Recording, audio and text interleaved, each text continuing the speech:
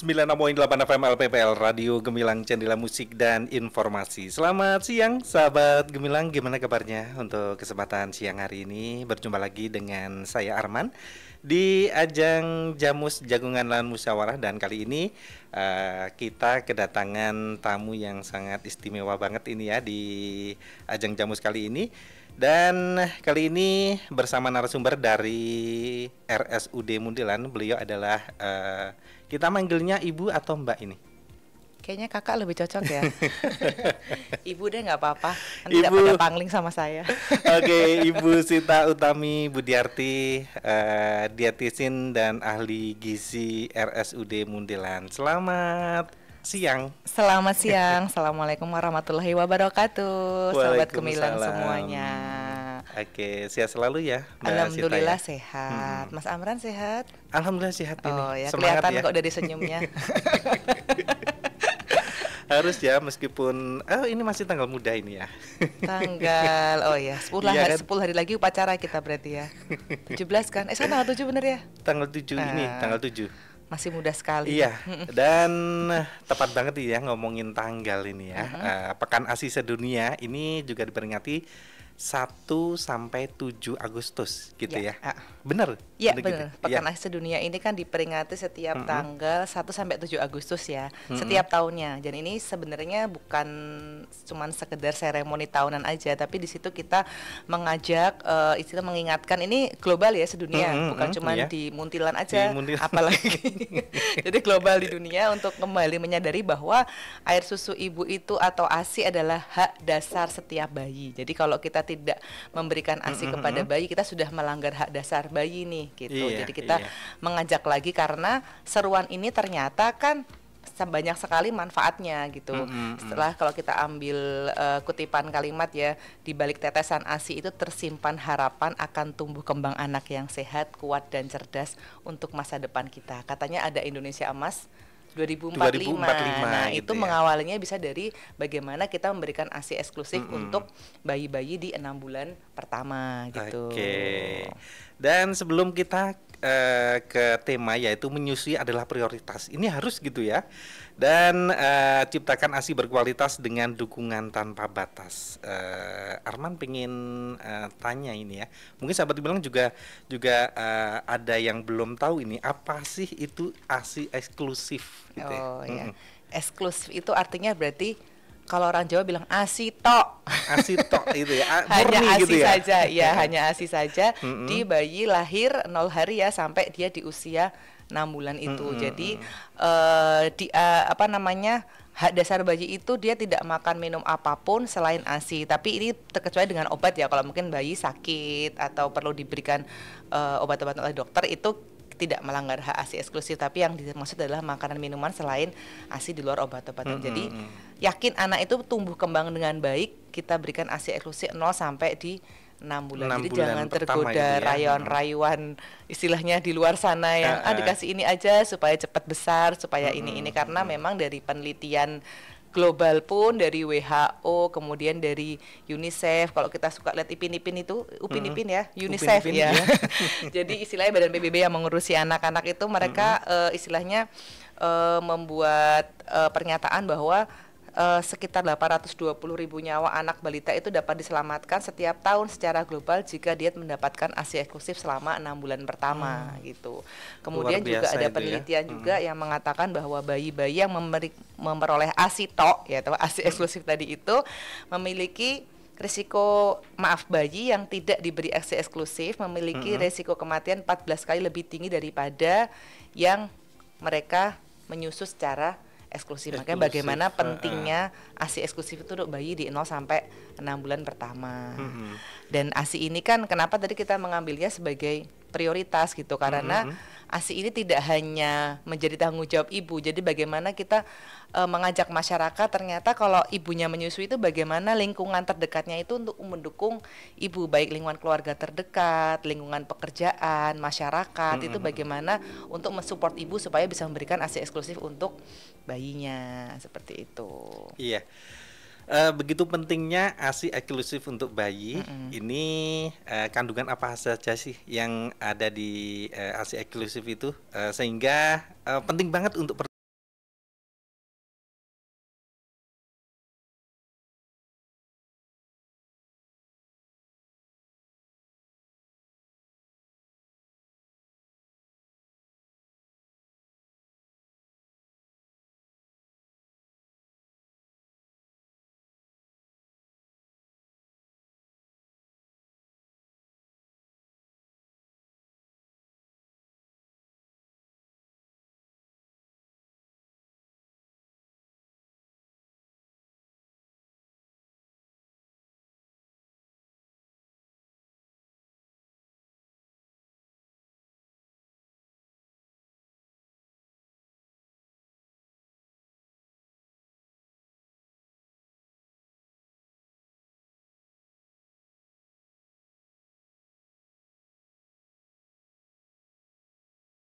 Ada kan apa ya omongan-omongan itu kalau untuk diet bagi ibu yang setelah melahirkan itu harus menyusui gitu ya. Ya, itu apakah itu istilahnya benar atau hanya isu saja itu? itu benar tapi bukan tujuan utama. Jadi kita kalau mau mengasihi anak kita gitu, bukan terus aku mau kasih asi supaya saya langsing, itu istilahnya side effect aja, efek samping yang menguntungkan. Tapi sebenarnya utamanya adalah tadi itu kita memberikan nutrisi terbaik untuk bayi kita dari istilahnya dia mulai lahir sampai nanti ke depan bagaimana dia daya tahan tubuhnya, kemudian kemampuan otaknya akan lebih bagus. Kemudian bonding ya, ibu dengan anak itu kalau menyusui kan ikatannya lebih kuat ya. Jadi dia bau ibu aja udah rewel aja. Oh, ibuku datang habis kerja gitu. Jadi bondingnya lebih kuat. Dan bonusnya kalau misalnya kita hamilkan mungkin peningkatan berat badan tidak terduga ya. Nah, jadi dengan memberikan ASI, karena ASI ini kan memang anak itu kan ASI itu kan menyedot istilahnya cadangan kalori dari tubuh ibu, cadangan lemak dari tubuh ibu. Makanya terus bisa turun berat badan, tapi istilahnya itu bonus aja ya. Jadi tujuannya jangan cuma kepengen langsing terus minum ASI gitu. Jadi itu efek yang menguntungkan, simbiosis mutualisme gitu ya.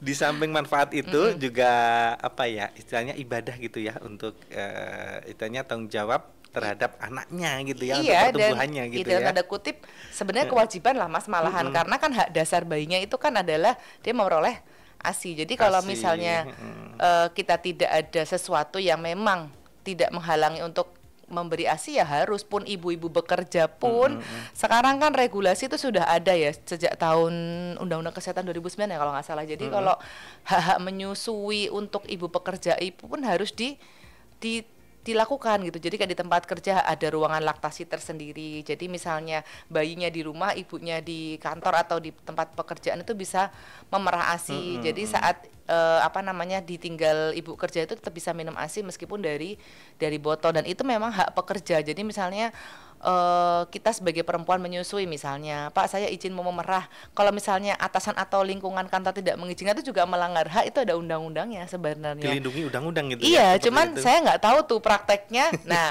mungkin lupa aja. Setiap jadi instansi, setiap kantor itu ada nggak sih seperti itu gitu harusnya ya? Ada, karena ada regulasinya di Undang-Undang Kesehatan 2009 nomor 36 kalau nggak salah. Jadi memang ada itu. Jadi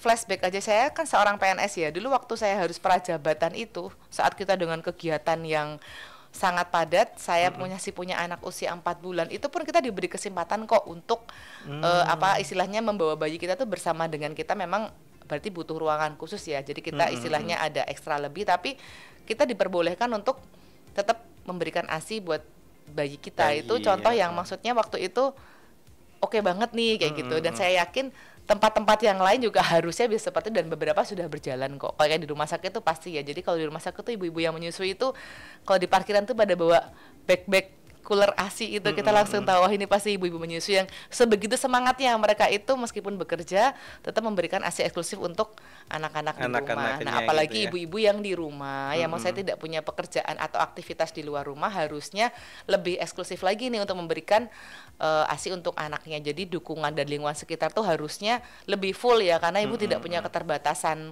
apapun, entah pekerjaan rutin dari atasan ataupun dari lingkungan kerja yang mengharuskan dia bekerja tanpa melupakan pemberian ASI-nya itu. Tanggung jawabnya gitu ya, kewajibannya itu ya. Tak lepas dari itu, mungkin dukungan dari lingkungan ataupun keluarga itu seperti apa sih yang tepat gitu ya untuk ibu harus menyusui gitu ya. Itu makanya kita mengangkat tema itu memberikan dukungan. Jadi gampangnya gini, Mas Amran sudah punya istri ya? Alhamdulillah udah. Oh, alhamdulillah sudah. Jadi saat misalnya ibu itu kan mengurus bayi itu kan suatu proses transisi yang tidak mudah ya. Jadi dia apalagi pasangan muda yang punya anak pertama, jadi dia harus ganti popok, kemudian nangis. Kadang dia lupa untuk makan. Pun ingat makan, yang nyiapin makan nggak ada. Repot kan. Nah, jadi dukungan-dukungan yang alamiah. Jadi misalnya saat menyusui, mungkin suaminya sayang, kita kan biar romantis ya. Sudah makan atau belum? Kalau belum makan aku ambilin ya. Apa aku suapin sambil nyusuin anaknya, itu kan hal-hal yang sebenarnya itu mungkin simple. Karena kalau kita ingat kalau hamil ya, ngidam apa aja kan suaminya minta apa kayak orang hamil tuh disayang banget ya, minta apa itu. Justru malah menyusui itu jangan turun dukungannya. Jadi malah lebih gitu ya. Harus lebih, mungkin dia harus bangun malam hari, mengganti popok, menyusui anaknya, mungkin suaminya pun ikut bangun. Kalau orang Jawa raketang melek nemenin, nah kan tapi tahu ya saya temani biar nggak ngantuk diajak cerita, atau mungkin sambil dipijit. Jadi kan ada rangsang apa untuk produksi ASI itu kan di punggung ya, kalau di punggung untuk iya, pijit-pijit gitu ya. Iya, itu kan bisa merangsang ASI keluar lebih, ada titik-titiknya itu. Kalau nanti mau belajar itu kan sambil istrinya dipijit, itu suatu yang dukungan luar biasa dari keluarga terdekat. Jadi kalau memang tadi makan harus cukup, minum harus cukup, dia tidak sempat, ada yang mengingatkan, ada yang mendukung. Kemudian urusan rumah tangga kayak gitu ya. Kalau ibu-ibu itu kan masih ingat jemuran, masih ingat setrikaan lah, mungkin ada gotong royong yang membuat biar ibu lebih fokus sama bayinya, jadi pekerjaan rumah tangga bisa dikerjakan bersama siapapun yang ada di rumah itu gitu dukungan ya. yang sebenarnya simpel tapi sangat berarti buat ibu-ibu yang menyusui, seperti itu. Support system gitu ya, iya, untuk sang ibu gitu ya. Kalau si ibu itu mungkin tidak bisa menyusui, apa sih yang dilakukan seorang ibu? Mungkin apa ya, karena keterbatasan waktu, dia aktivitas, ataupun mungkin air susunya tidak keluar gitu ya. Oh, gitu. Apakah itu perlu terapi atau perlu apa gitu? Iya, jadi sebenarnya kalau kita menyusui itu gampang. Maaf ya, hewan aja tinggal tempelkan juga nyusu gitu kan. Tapi kenapa manusia itu selalu aja ada problem yang muncul, dan itu memang manusiawi seperti iya, itu. Jadi iya. kalau misalnya kayak saya nggak keluar seperti itu, sebenarnya kan ASI itu kan alamiah. Begitu kita melahirkan itu kan ada rangsangan hormon prolaktin, oksitosin itu kan pasti akan keluar untuk memproduksi ASI.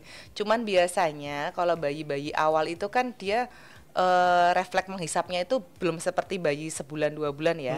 Jadi dia mungkin kalau kita lihat gelagapan seperti itu. Jadi padahal ASInya ibu memancar tapi gelagapan tidak dikeluarkan, itu malah menjadi sumbatan sebenarnya. Nah, sumbatan-sumbatan seperti itu yang ibu melihatnya ASI saya nggak keluar, padahal sebenarnya kalau ibu-ibu ini mau datang ke dokter spesialis anak, datang ke konselor menyusui, atau minimal datang ke vaskes lah. Di situ tenaga kesehatan itu akan menjelaskan justru malah yang ada macet sumbatan itu yang pernah keluar itu kalau sering disusu, sumbatannya malah bisa lancar gitu iya, ya. tapi kan kadang kan nggak keluar, terus dia mencari efek lainnya,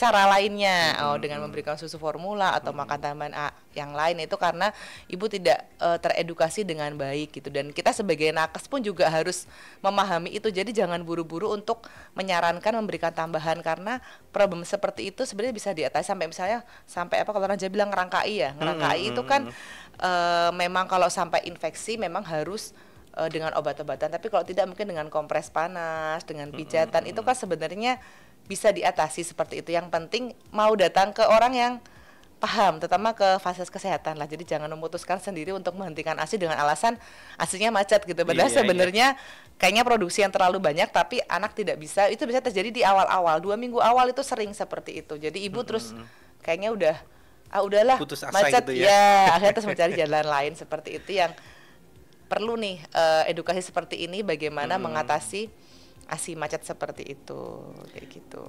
Kalau untuk orang tua yang tidak pro dengan ASI, beralih ke susu formula itu bagus nggak sih? Itu mungkin karena belum dapat hidayah aja kali ya. Ya artinya harus ada pemahaman gitu ya. Iya, pemahaman. Makanya dengan Pekan ASI Sedunia itu kan kita selalu mengajak, menyeru bagaimana sih pentingnya ASI.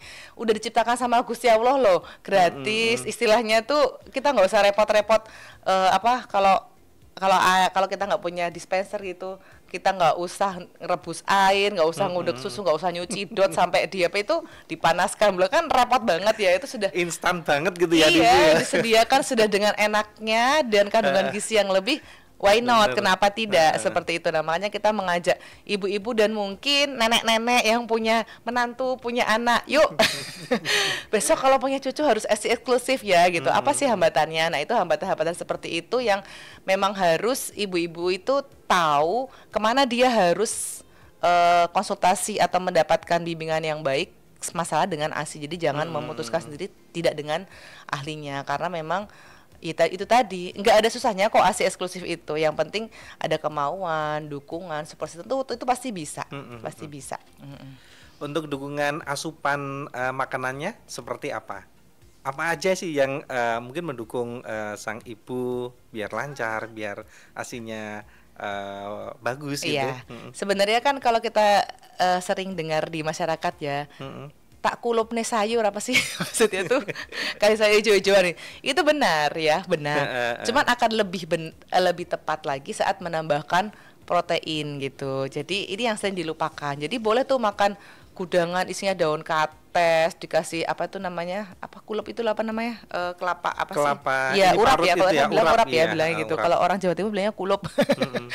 Itu tambahkan telur rebus, tambahkan ayam Iya, iya. bakar, gurame goreng itu kan enak ya, kayak orang idam itu loh, mau apa sayang gitu kan. Terus mertuanya ngasih kulup aja, jadi kamu belikan ayam bakar sama gurame goreng ya. Nah kayak gitu. Jadi yang dipentingkan adalah selain berbagai macam apa namanya vitamin dan mineral dari serat sayuran, itu juga yang utama adalah protein ya. Jadi protein itu jangan ditinggal, karena susu itu kan salah satu kandungan utamanya adalah protein dan lemak. Jadi kalau ibunya proteinnya asupannya kurang ya, dia akan menghasilkan ASI yang kemungkinan juga proteinnya akan tidak maksimal gitu. Jadi Benar. ibu menyusui itu kebutuhan proteinnya juga tinggi, sama seperti dengan ibu hamil. Jadi dia akan naik sekitar 20 gram. 20 gram itu kalau satu telur itu ya Mas sekitar 7 sampai 8 gram.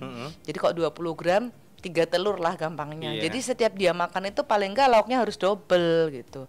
Jadi bukan bapaknya aja yang lauknya banyak saat ibunya menyusui, bagaimana si suami ini Harus menserv mendukung istrinya gitu ya menservis istrinya, uang belajar ditambahin supaya bisa makan lauk protein yang memadai lah untuk si ibu menyusui itu. Jadi dari protein, kemudian apa namanya vitamin mineral itu dari sayuran tadi, serat tadi, kemudian utama adalah cairan, jangan lupa, karena ASI itu kan air ya. Iya. Jadi saat kita menyusui itu kita bisa keluar 750 mili sehari minimal ya, sampai 1 liter lebih sedikit untuk bayi kita. Jadi kalau kebutuhan cairan kita di 2000 mili sehari-hari, saat menyusui tambahkan lagi 1 liter, berarti 3 liter kita harus minum. Jadi jangan itu hanya yang bagus air putih gitu ya? Ya sebenarnya nggak hanya air putih. Jadi kita kayak misalnya kan kalau minum air putih semua kan mungkin kembung ya, bisa ganti dengan susu, kemudian dengan kuah sayur, dengan buah yang banyak airnya, itu kan mengandung air juga. Jadi kadang kalau sudah minum 3 liter tuh langsung, hah saya nggak kembung kayak gitu kan. Nah itu kita bisa siasati. Mungkin solusi itu ya, mungkin buah-buahan yang mengandung air banyak gitu ya. Iya, makan dengan makanan berkuah seperti itu kan. Soto ayam, telur puyuhnya 2 tusuk kan gitu ya. Sate ini ya, sate ayamnya. Sate ayam itu kan gitu ya. untuk proteinnya. Habis itu dia nggak ada urap, wah enak banget tuh kan. Jadi kuahnya ada, proteinnya ada, seperti itu. Air tadi sudah ya. Kemudian ya tadi itu, terus protein itu kan sebenarnya dibutuhkan selain untuk ASI bayinya. Itu kan ibu juga dia harus menjaga masa ototnya, kan sering bangun malam. Istilahnya aktivitasnya dia itu kayaknya menyusui itu gampang, tapi kan harus bangun setiap 2 jam, 3 jam, kemudian masih harus mengganti popok apa sih beraktivitasnya, itu butuh protein supaya ibu tuh masa ototnya tetap ada. Jadi dia nggak gampang letoy. Fokus konsentrasi itu salah satunya adalah asupan protein yang memadai tadi itu. Oke, ngomongin masalah makanan ini jadi lapar gitu ya. Kita break aja untuk menikmati yang ada di sini gitu ya. Yang di rumah nggak perlu tahu ya. Oke, jangan kemana-mana, tetap di Ajang Jamus Jagoan Lahan Musyawarah bersama RSUD Mundilan di 96.8 FM LPPL Radio Gemilang Jendela Musik dan Informasi. Untuk meningkatkan kemudahan layanan home care, RSUD Muntilan mengembangkan layanan. Layanan yang tersedia saat ini adalah rawat luka, pasang dan lepas sonde, pasang dan lepas kateter. Home Lab adalah layanan laboratorium, pengambilan sampel dan hasil di rumah saja. Home Okupasi adalah layanan pemberian aktivitas bermakna untuk pasien dari segala jenis usia dengan berbagai kondisi yang mengalami keterbatasan dalam melakukan aktivitas sehari-hari. Layanannya sangat mudah, cepat dan tepat. Cukup WhatsApp saja nomor informasi dan pendaftaran layanan home care di 0882 006 546 555. Nikmati layanan yang memberikan kemudahan dan kenyamanan di rumah Anda. RSUD Muntilan melayani dengan sepenuh hati. Salam sehat selalu. Dalam rangka Hari Kemerdekaan Republik Indonesia ke-80, PDAM Tirta Gemilang ada promo Merdeka paket pemasangan sambungan baru loh. Promo Merdeka berlangsung pada tanggal 1 Agustus hingga 3 September 2025. Syarat pendaftaran, fotokopi KTP, rekening air tetangga terdekat, nomor handphone aktif, biaya pendaftaran Rp50.000 dan materai tempel Rp10.000. Bebas biaya balik nama bagi pelanggan lama dan biaya pemasangan dapat diangsur melalui PT Bank Perkreditan Rakyat PKK Muntilan. Kontak person di 0813 2200 2600. Buruan, manfaatkan promo Merdeka ini. Promo ini tidak berlaku di Perumahan Citra Harmoni 3, Naikarta 1 dan 2, Bumi Permata Manggoran, Azalona, Pala Asri, Perumahan Dawung Permai, Dusun Daleman Muntilan, dan Dusun Gintung, Bendo, Tegalrejo. PDAM Tirta Gemilang, bangkit lebih bersih, sambung lebih mudah.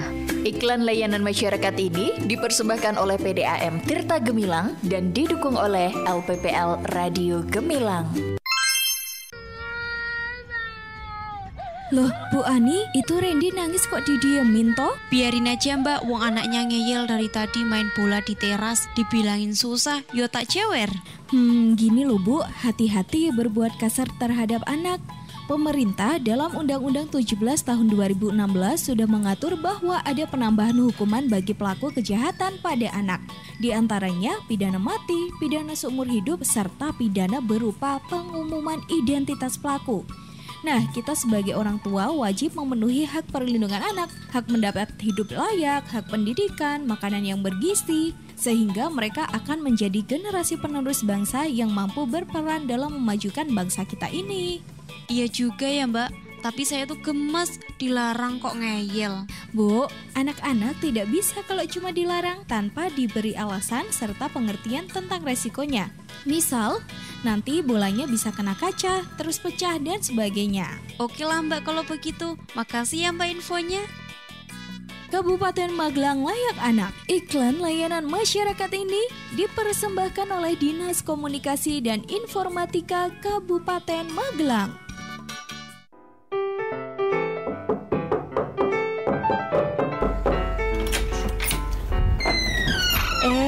Bu Lurah, monggo pinarak Bu Lurah. Gini Bu, kok udah lama nggak ke posyandu? Makanya saya silaturahmi aja ke rumah ibu. Nyun sewu Bu, akhir-akhir ini saya sibuk, jadi jarang bawa si kecil ke posyandu. Pripun toh Bu? Ibu kan punya balita. Penting loh Bu untuk rutin ke posyandu. Kami harus melakukan pendataan, penimbangan, pengukuran, edukasi kepada ibu hamil, dan calon pengantin. Oh alah, memangnya kenapa toh Bu? Gini loh Bu, untuk mendeteksi dini masalah gizi. Nah, yang terpenting memberikan edukasi untuk mencegah stunting toh Bu. Dampak stunting terhadap kesehatan anak itu bahaya loh Bu. Dalam jangka pendek, stunting pada anak menyebabkan terganggunya perkembangan otak, metabolisme tubuh, dan pertumbuhan fisik. Mari bersama mencegah stunting dengan memastikan seluruh calon pengantin mendapatkan pendampingan dan memastikan kehadiran ibu hamil serta balita datang ke posyandu. Iklan layanan masyarakat ini dipersembahkan oleh Dinas Sosial PPKB PPPA Kabupaten Magelang dan didukung oleh Radio Gemilang.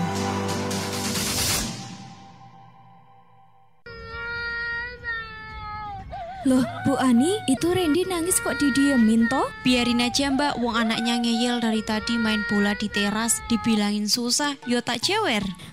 Gini loh Bu, hati-hati berbuat kasar terhadap anak. Pemerintah dalam Undang-Undang 17 tahun 2016 sudah mengatur bahwa ada penambahan hukuman bagi pelaku kejahatan pada anak. Di antaranya pidana mati, pidana seumur hidup, serta pidana berupa pengumuman identitas pelaku. Nah, kita sebagai orang tua wajib memenuhi hak perlindungan anak, hak mendapat hidup layak, hak pendidikan, makanan yang bergizi, sehingga mereka akan menjadi generasi penerus bangsa yang mampu berperan dalam memajukan bangsa kita ini. Iya juga ya Mbak, tapi saya tuh gemes, dilarang kok ngeyel. Bu, anak-anak tidak bisa kalau cuma dilarang tanpa diberi alasan serta pengertian tentang resikonya. Misal, nanti bolanya bisa kena kaca, terus pecah dan sebagainya. Oke lah Mbak kalau begitu, makasih ya Mbak infonya. Kabupaten Magelang Layak Anak. Iklan layanan masyarakat ini dipersembahkan oleh Dinas Komunikasi dan Informatika Kabupaten Magelang. Masih ada ikuti Jamus Gemilang, Jagongan lan Musyawaroh. Di 96.8 FM LPPL Radio Gemilang. Radio Gemilang.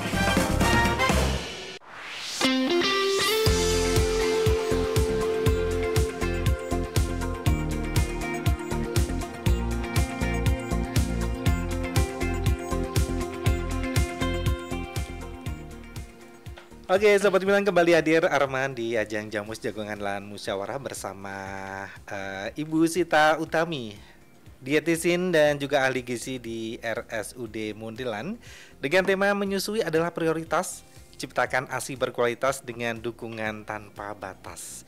Ini luar biasa banget ini ya. Di Pekan ASI Sedunia yang diperingati setiap tanggal 1 hingga 7 Agustus ini ya. Tadi udah disampaikan ini bukan sekedar seremoni tahunan gitu ya, melainkan kita mengedukasi dan juga memberikan pemahaman gitu ya kepada ibu-ibu gitu ya. Iya, pentingnya ASI gitu ya. Benar banget gitu ya. Dan pertanyaan lagi ini ya, bagaimana sih tekstur ASI yang bagus dan juga ASI yang berkualitas gitu? Ya, sebenarnya kan kalau kita membicarakan kualitas itu kan kadang ini ya subjektif ya sebenarnya. Tapi sebenarnya itu kita bisa ukur kok. Apalagi kualitas ASI. Jadi ada yang bilang, oh ASI yang bagus itu yang warnanya putih kental, terus nggak encer kayak gitu-gitu ya. Itu benar. Tapi juga harus ada outcome-nya di perkembangan si bayi. Jadi kualitas ASI itu tidak hanya dari tekstur, volumenya, tapi juga kita melihat outcome-nya di bayi itu seperti apa. Jadi kalau kita bilang bagaimana sih ASI yang berkualitas itu, yang pertama kalau kita IMD, inisiasi menyusu dini di awal itu kan ada yang namanya cairan ASI yang warnanya kuning keemasan itu ya, kuning-kuning yang kita sebut namanya kolostrum. Jadi itu memang istilahnya memang emasnya ASI. Jadi emang kayak kalau kita itu yang paling mahal dari ASI itu adalah kolostrumnya. Makanya kenapa ada pentingnya inisiasi menyusu dini itu. Itu di hari ke-1 sampai ke hari ke-5 itu biasanya masih ada. Jadi itu adalah itu keluarnya awal ya. Iya, awal. Makanya pas di gitu ya? IMD inisiasi menyusu dini itu dia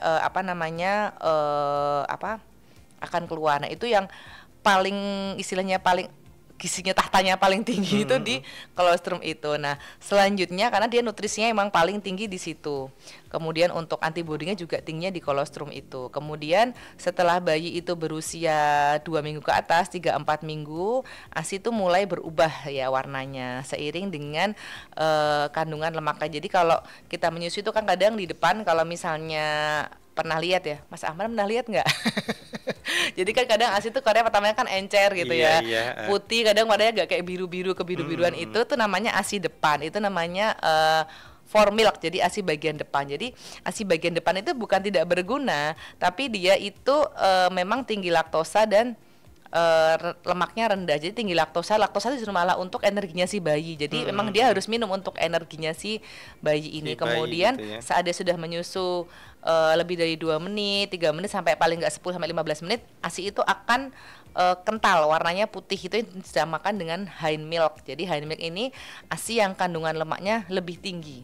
Jadi dia bayi itu butuh energi juga butuh lemak. Makanya ASI depan sama ASI belakang harus sama-sama minum seperti itu. Nah, yang ASI yang belakang ini yang akan membuat bayi lebih kenyang.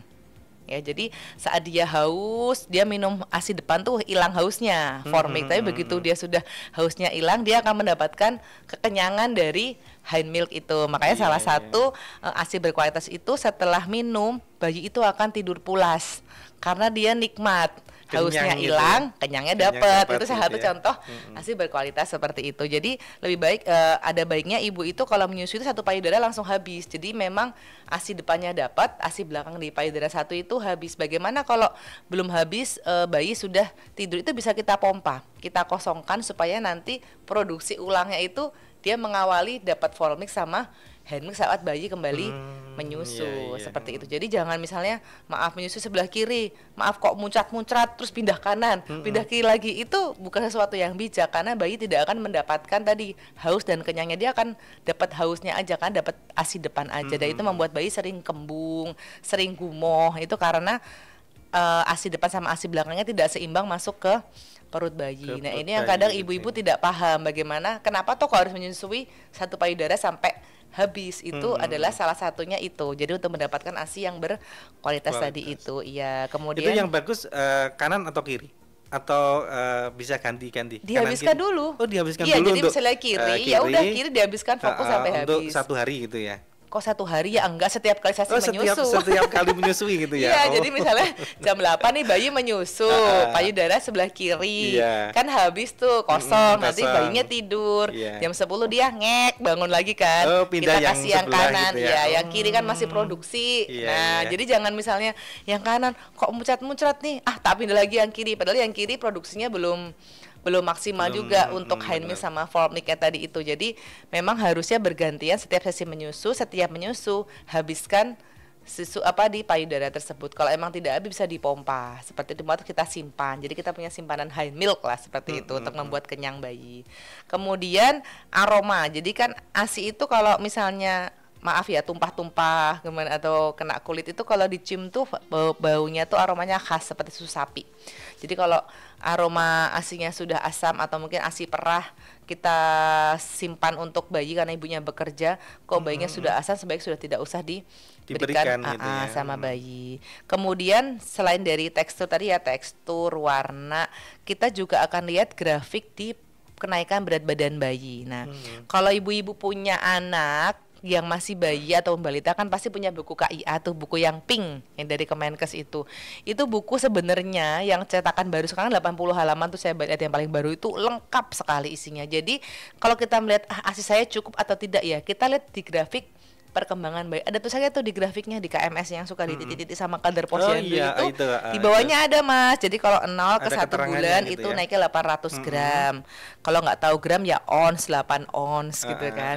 Nanti dari bulan 1 ke bulan kedua naiknya 900 gram. Itu ada tuntunannya. Jadi kalau misalnya bayi kita kok 0 ke 1 bulan lahirnya 3,5, bulan kedua kok cuma 3,8. Ini sudah tanda nih. Kenapa kok berat badannya kok nggak sampai 800 gram naiknya? Kenapa ini perlu dikonsultasikan dengan ahlinya. Sebenarnya kalau kita mau ikut regulasi itu kalau berat badan tidak naik di posyandu itu sebenarnya harus rujuk ke puskesmas.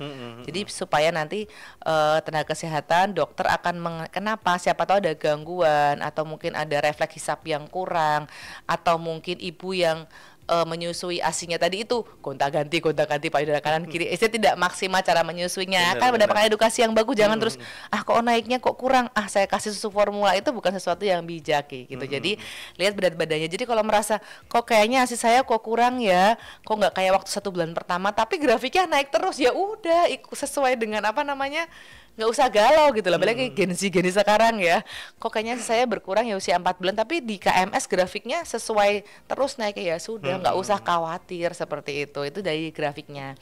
Kemudian dari jumlah frekuensi kencing bayinya.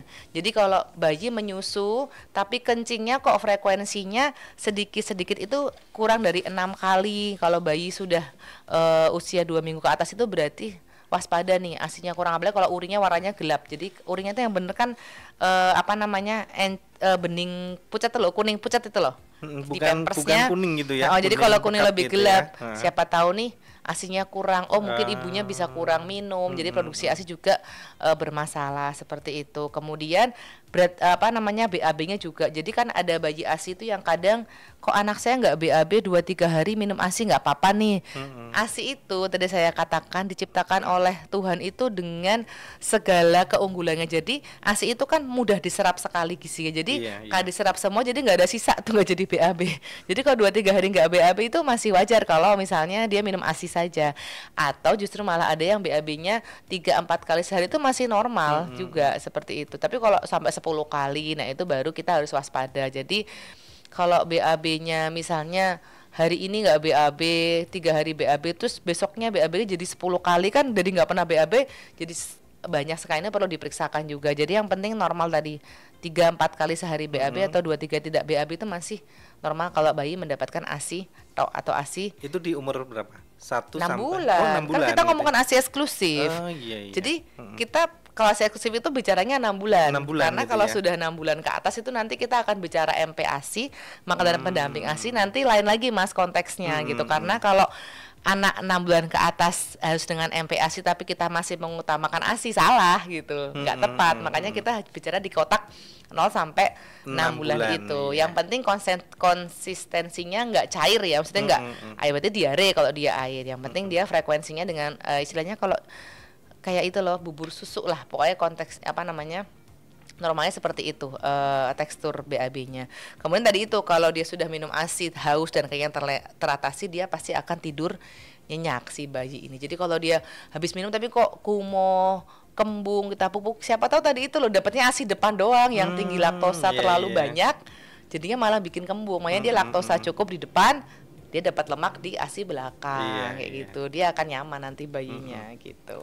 Oke, tanda bayi lapar atau sudah cukup diberikan ASI itu seperti apa sih? Ya kalau dia kenyang ya dia akan tidur nyenyak. Seperti itu ya. Iya, dia akan pulas tidurnya. Tapi kalau dia tidur kebangun masih rewel, terus kadang kan ibu-ibu tuh kan suka megang perutnya adik, pung kok kembung, kok setiap kali diminumin kumoh. Nah, itu siapa tahu cara menyusunya tidak tepat. Jadi kan kalau menyusu itu kan yang benar kan bayi itu menangkup semua angel banget lagi ngomong aerola yang sekitar puting itu loh. Jadi supaya nggak ada udara masuk. Jadi nyusu.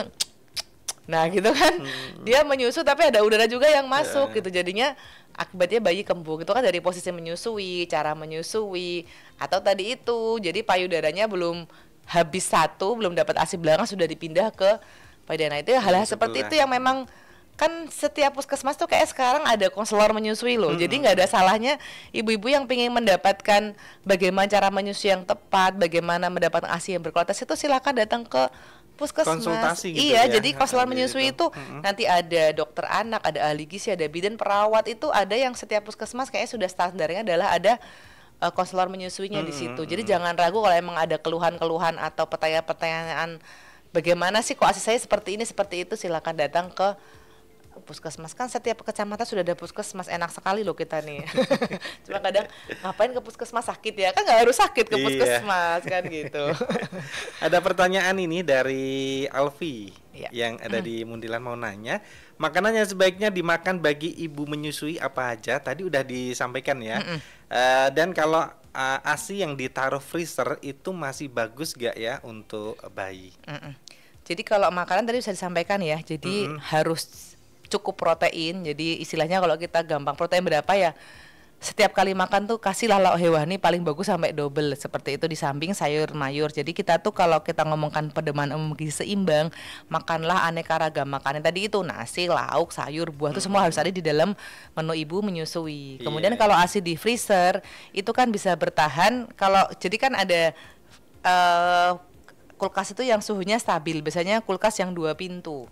Kulkas 2 pintu itu kan kita jarang buka tutup kan, karena kita akan mengambil kalau butuh yang beku aja, es batu ataupun, tapi kalau kulkas 1 pintu, ibu memasak, ambil sayur, ambil apa makanan yang nggak habis, ada kulkas buka tuh kan suhunya jadi tidak stabil. Jadi kalau ASI itu bisa disimpan di freezer itu sampai 6 bulan pun masih baik selama suhunya stabil ya. Stabil, tapi kalau di rumah sering jeglek sering mati listrik ya jangan sampai segitulah, karena kan begitu udah diecer, kualitas ASINya juga rusak gitu ya. Iya, berkurang karena gitu ya? nanti juga biasanya boleh juga sudah kelihatan. Jadi kalau sudah di towing itu dari freezer ke bawah, sekeciler itu yang kulkas bagian bawah, kemudian jadi kalau mencairkan ASI itu jangan langsung dari freezer langsung keluar ya. Suhunya terlalu ekstrim untuk berubah. Jadi kalau misalnya kita bekerja, besok saya mau menyiapkan ASI untuk anak saya di botol atau di ASI bag itu, malamnya udah kita keluarkan ke yang bawah. Jadi yang ke chiller yang di itu, bawah gitu ya. nanti tinggal pengasuh atau istilahnya kita titipin itu, mau minum baru dikeluarkan di suhu ruangan 1 jam, kemudian baru dihangatkan gitu ya. pakai alat. Jadi jangan dipanaskan. Jadi yang di namanya kalau orang bilang dia apa? Ya diangetin pakai air panas air hangat apa tuh nih bahasanya kok aku anget dia ngomongnya. Di mangkok atau apa gitu ya. Kalau nggak ada steamer itu loh, di steamer. Sekarang udah ada alat-alat yang seperti itu. Iya, gitu udah mudah sekali. Gitu ya. Jadi nggak ada alasan loh nggak ngasih eksklusif meskipun ibunya kerja. Itu bagaimana cara memberikan ASI tetap hangat itu banyak caranya tuh sudah fasilitas sudah sangat memadai sekali. Iya. Seperti itu. Untuk apa itu istilahnya memerah susunya. Iya, alatnya sudah banyak. Udah ya. Kalau kita ngeliat tuh kan banget. kayak apa itu ada apa namanya? Kalau kita masak tuh apa namanya? Apron. Apron untuk. Jadi itu saya pernah lihat ibu di rumah makan dengan santunya pakai apron, ternyata dia itu pompa ASI, pakai pompa ASI elektrik. Jadi dia makan, dia pakai apron, ternyata tuh ada itu ya, pakai yang elektrik itu ya. Iya, elektrik dia makan dengan santainya, padahal habis makan dia gini, dapat susu sebotol gitu kan enak banget ya. Jadi itu zaman sekarang tuh sudah semudah itu. Iya, di tempat umum pun misalnya nggak harus yang kita ada ruangan tersendiri supaya nggak terlihat, karena fasilitas pun ada yang kita bisa menyusui di tempat ya, istilahnya yang tidak ada tempat tersendiri kayak di rumah makan itu kan dia harus memerah ASI, tapi ternyata ada apron atau alat yang bisa tetap untuk memerah ASI di tempat yang tidak terlalu private gitu, seperti itu. Cara menyimpan ASI yang bagus itu kan di freezer, itu berapa lama itu? Ya tadi itu paling nggak 6 bulan aja lah. 6 bulan aja itu? Iya, itu 6 bulan itu sebenarnya maksimal ya. Jadi kalau misalnya bisa kurang ya, kayak misalnya orang ASInya berlebih nih, terus kita donorkan, itu kan sebenarnya nggak salah. Yang penting kan tahu siapa yang didonorkan supaya istilahnya nggak 6 bulan lebih baru kita donorkan karena nggak kepake. Kalau kita bisa produksi setiap hari, istilahnya bagus kok, kayaknya saya masih kayak sisa nih buat anak saya, mungkin kita bisa kasihkan ke saudara, istilahnya yang minimal satu jenis kelamin ya. Terus biasanya kan kalau saudara lebih akrab ya, lebih tahu ini dapat ASI dari siapa nih.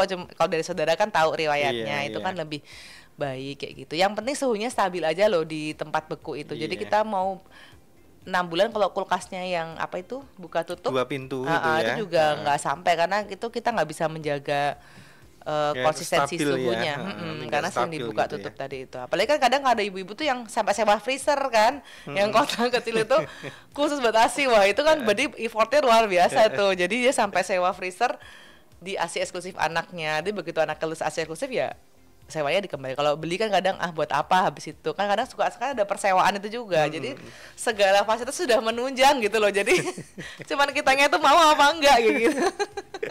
Harus semangat gitu ya untuk ibu-ibu menyusui ya. Oke, ini ada yang mau lewat lagi.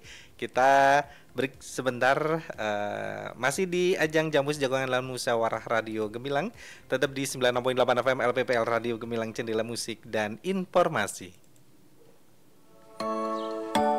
Untuk meningkatkan kemudahan layanan home care, RSUD Muntilan mengembangkan layanan. Layanan yang tersedia saat ini adalah rawat luka, pasang dan lepas sonde, pasang dan lepas kateter. Home Lab adalah layanan laboratorium, pengambilan sampel dan hasil di rumah saja. Home Okupasi adalah layanan pemberian aktivitas bermakna untuk pasien dari segala jenis usia dengan berbagai kondisi yang mengalami keterbatasan dalam melakukan aktivitas sehari-hari. Layanannya sangat mudah, cepat dan tepat. Cukup WhatsApp saja nomor informasi dan pendaftaran layanan home care di 0882 006 546 555. Nikmati layanan yang memberikan kemudahan dan kenyamanan di rumah Anda. RSUD Muntilan melayani dengan sepenuh hati. Salam sehat jadi selalu. Jadi kita ibunya tuh alergisi. Ibu harus gizinya harus baik. Ini loh. Jadi kalau istilah itu gini loh, gampang kita mau menikah itu tuh jangan terus nikah aja. Nah kalau kita menikah tuh nanti tuh kita harus menyusui anak itu kan ada tingkat lengan atas itu kan minta 23,5. Kok udah lama nggak ke posyandu? jangan. Makanya saya silaturahmi aja ke rumah ibu. Nyun sewu Bu, akhir-akhir ini saya sibuk, jadi jarang bawa si kecil ke posyandu. Pripun toh Bu? Ibu kan punya balita. Penting loh Bu untuk rutin ke posyandu. Kami harus melakukan pendataan, penimbangan, pengukuran, edukasi kepada ibu hamil dan calon pengantin. Oh alah, memangnya kenapa toh Bu? Gini loh Bu, untuk mendeteksi dini masalah gizi. Nah, yang terpenting memberikan edukasi untuk mencegah stunting toh Bu. Dampak stunting terhadap kesehatan anak itu bahaya loh Bu. Dalam jangka pendek, stunting pada anak menyebabkan terganggunya perkembangan otak, metabolisme tubuh, dan pertumbuhan fisik. Mari bersama mencegah stunting dengan memastikan seluruh calon pengantin mendapatkan pendampingan dan memastikan kehadiran ibu hamil serta balita datang ke posyandu. Iklan layanan masyarakat ini dipersembahkan oleh Dinas Sosial PPKB PPPA Kabupaten Magelang dan didukung oleh Radio Gemilang.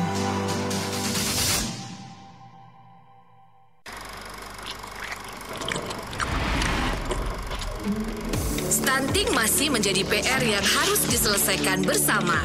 Stunting adalah kondisi gagal tumbuh pada anak di bawah 2 tahun yang disebabkan karena kekurangan gizi pada waktu yang lama. Tidak hanya mengganggu perkembangan anak secara fisik, stunting juga dapat mengganggu perkembangan otak yang dapat mempengaruhi kemampuan prestasi anak.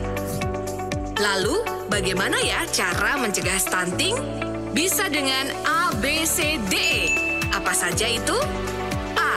Aktif minum tablet tambah darah sejak remaja dan bagi ibu hamil. B. Bumil teratur periksa kehamilan minimal 6 kali. C. Cukupi konsumsi protein hewani bagi bayi di atas 6 bulan. D.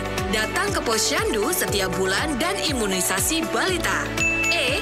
Eksklusi atau pembatasan makanan selain ASI selama 6 bulan sampai 2 tahun. Yuk bersama mencegah stunting untuk menyiapkan generasi muda yang produktif dan unggul menuju Indonesia Emas 2045. Iklan layanan masyarakat ini dipersembahkan oleh pemerintah Provinsi Jawa Tengah.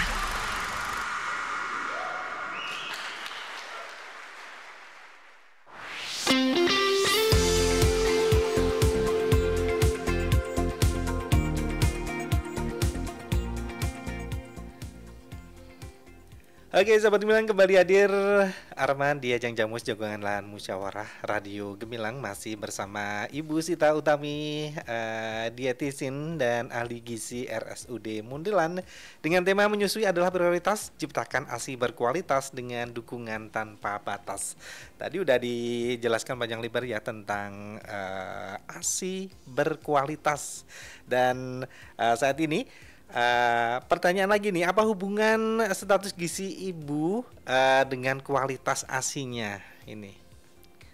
Sebenarnya tadi ya kualitas itu kan agak subjektif ya, tapi nggak apa-apa. Jadi bagaimana kita mendapatkan kualitas ASI yang semaksimal mungkin baik itu ternyata ada hubungannya dengan status gizinya ibu gitu. Jadi ibu-ibu itu, yang namanya ibu itu kan sudah menikah dan punya anak. Jadi kalau sudah terlanjur menikah dan punya anak ya nggak apa-apa. Nanti kalau mau punya anak lagi, tolong itu lingkar lengannya itu, lingkar lengan atas tuh yang paling gampang diukur itu kan minimal di 23,5. Itu kan tanda bahwa ibu itu punya kecukupan energi dan protein yang baik seperti itu. Jadi saat dia nanti menyusui anaknya, kan tadi ASI itu kan gizi ya. Jadi saat dia ngasih gizi ke anaknya, dia gizinya sendiri sudah ada cadangannya atau belum gitu.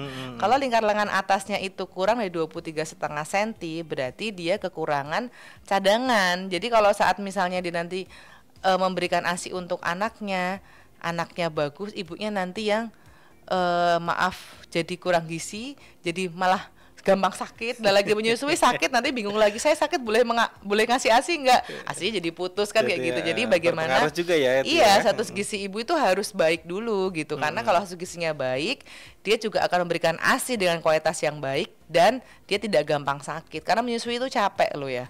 Istilahnya ya, karena kan kita pola hidupnya jadi nggak teratur kan, seperti itu. Jadi buat mbak-mbak atau yang mau menikah pastikanlah mau punya anak itu lingkar lengannya di 23,5. Gimana caranya ya? Makan yang banyak. Jadi jangan cuma jajan seblak, jajan apa itu ya? Thai zaman anak sekarang ya, Gen Z teh jumbo gitu ya. Iya, teh jumbo. Nah, kalau ngomongkan teh itu kan salah satu teh itu kan dia kekurangannya itu kan dia berisiko membuat anemia. Anemia itu kekurangan sel darah merah atau kekurangan zat besinya. Jadi teh itu kan ada zat yang dia akan mengganggu penyerapan zat besi. Nah, pada ibu-ibu menyusui zat besi itu juga sangat penting. Jadi kalau waktu hamil ada tablet tambah darah, istilahnya yang harus diminum saat ibu hamil.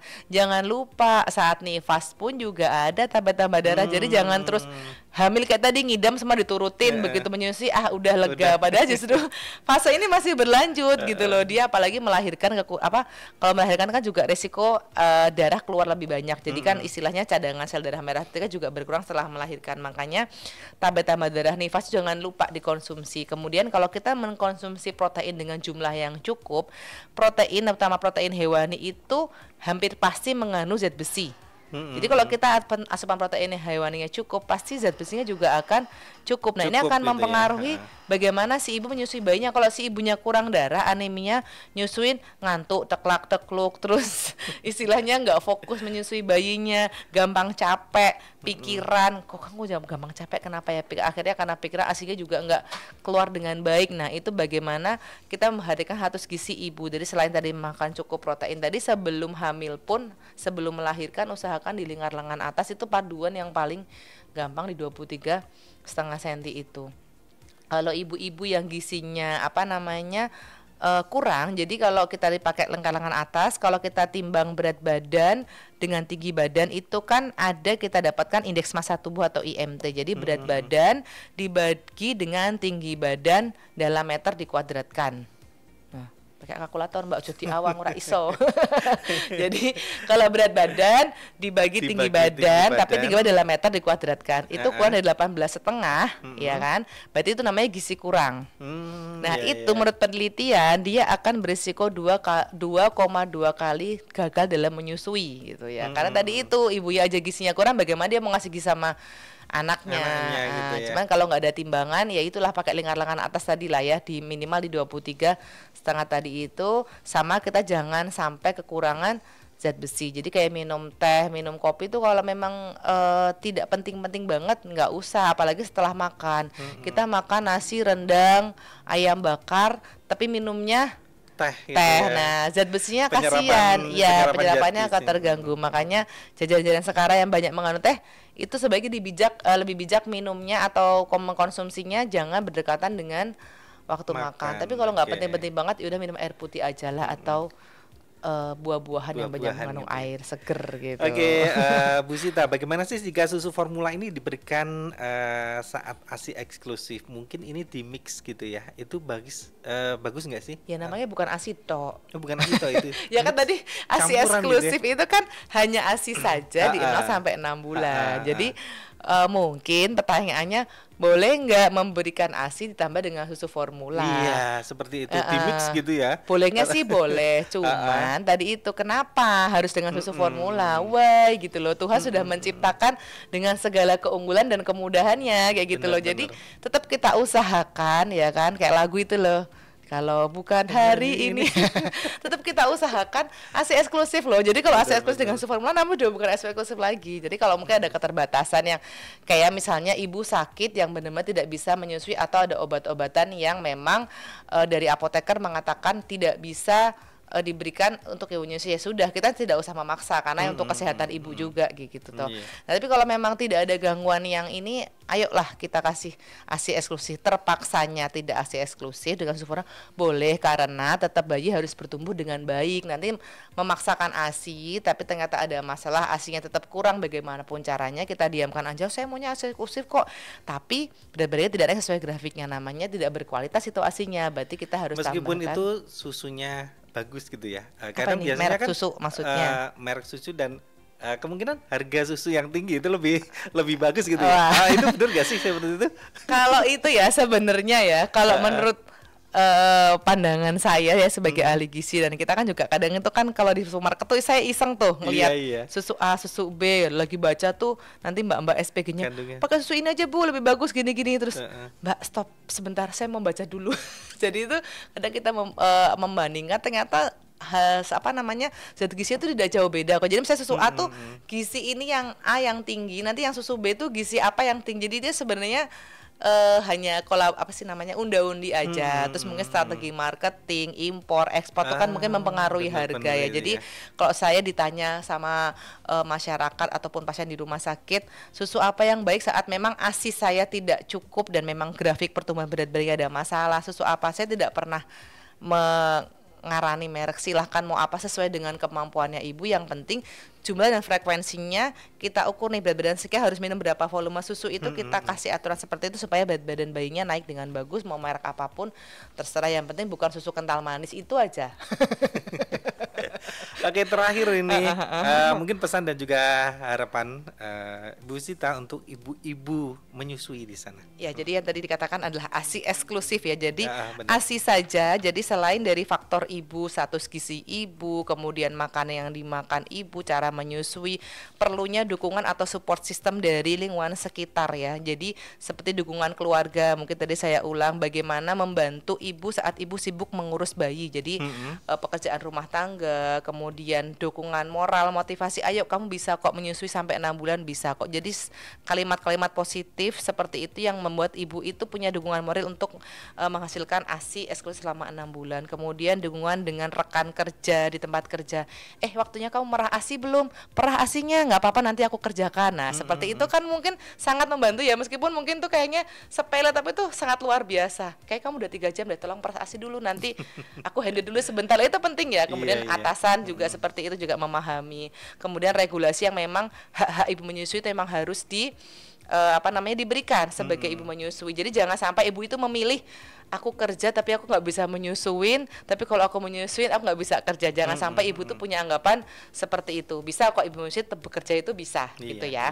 Kemudian dukungan dari tadi ya kebijakan pemerintah, kemudian dukungan medis. Jadi bagaimana tenaga kesehatan itu bisa memberikan informasi dan konseling bantuan teknis terkait menyusui yang tepat untuk ibu-ibu yang menyusui supaya dia bisa mendapatkan supaya anak itu bisa mendapatkan ASI eksklusif. Kemudian kesadaran masyarakat. Jadi memotivasi bagaimana pentingnya. Jadi jangan malah kasih susu formula aja biar ini, misalnya ibu-ibu di masyarakat, biasanya kalau ibu-ibu tuh suka di masyarakat seperti ini, dukungan masyarakat sangat penting gitu ya. Dengan adanya dukungan tanpa batas ini diharapkan lebih banyak ibu-ibu yang berhasil menyusui bayinya eksklusif sampai 6 bulan pertama.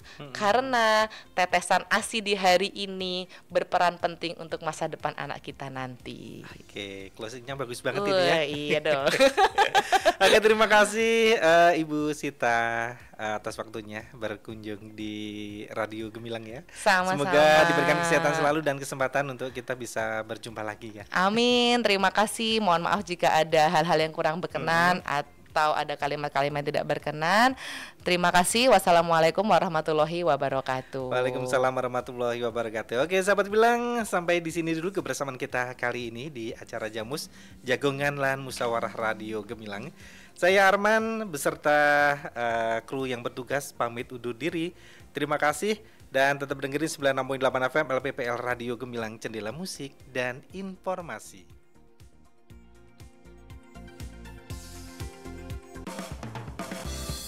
Baru saja Anda dengarkan Jamus Gemilang, Jagongan Lan Musyawarah di 96.8 FM LPPL Radio Gemilang. Radio Gemilang.